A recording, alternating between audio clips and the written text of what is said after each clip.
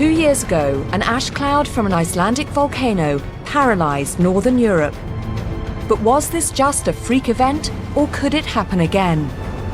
I'm travelling to the source of the ash cloud to find out. I'll be meeting the scientists who are monitoring the biggest volcanic threats. I'll descend deep underground to discover the effects of tectonic activity. And I'll meet the people who live and work in the most volcanically active country on Earth. We may not have any active volcanoes in Britain, but we're not immune to their effects. What can we learn from Iceland about living with volcanoes?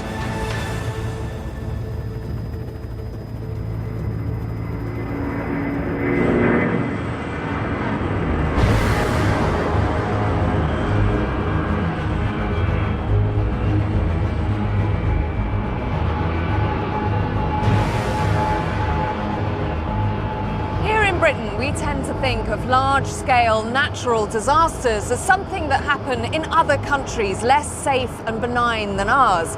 But in 2010, something happened to remind us that we're not immune from the forces of nature.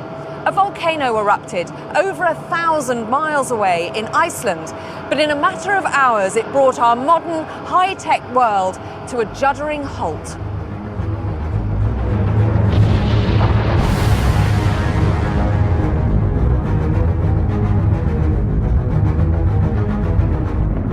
For the first time in British aviation history, all flights in and out of the UK have been cancelled.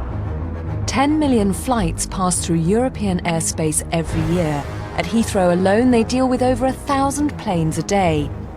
Air traffic controller Jonathan Astle was on duty the day the ash cloud arrived. We know that putting volcanic ash through an engine of an aircraft is a bad thing to do. In this case, it was very much like glass, which if you throw a box full of bottles through an aircraft engine, that's not going to be good. It's going to melt, it's going to really do some serious damage. In a matter of hours, European aviation authorities were forced to shut the skies. I've never worked so hard for so few aircraft flying. I mean, it's just incredible. And at one point it felt like it would never end.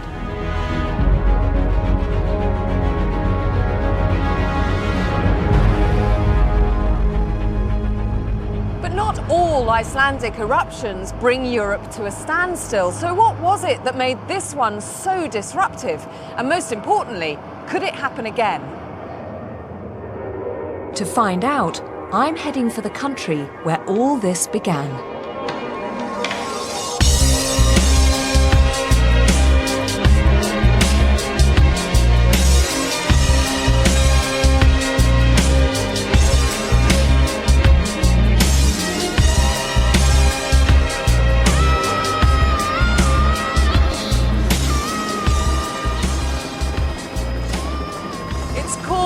The land of fire and ice.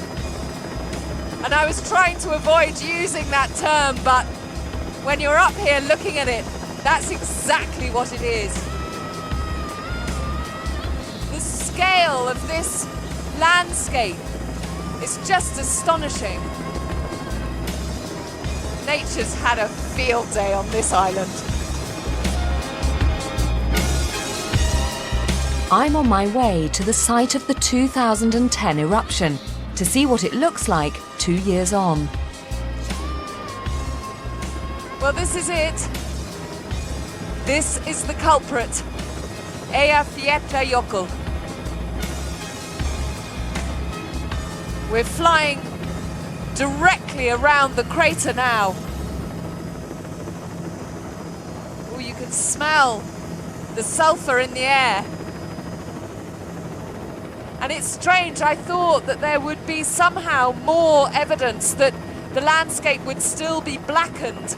I mean, there was tons and tons, untold amounts of ash that poured out of this crater. And yet now there's so little sign of it up here. And it looks so benign and so beautiful now. A great, shining, pure, white glacier. It's just an incredible sight.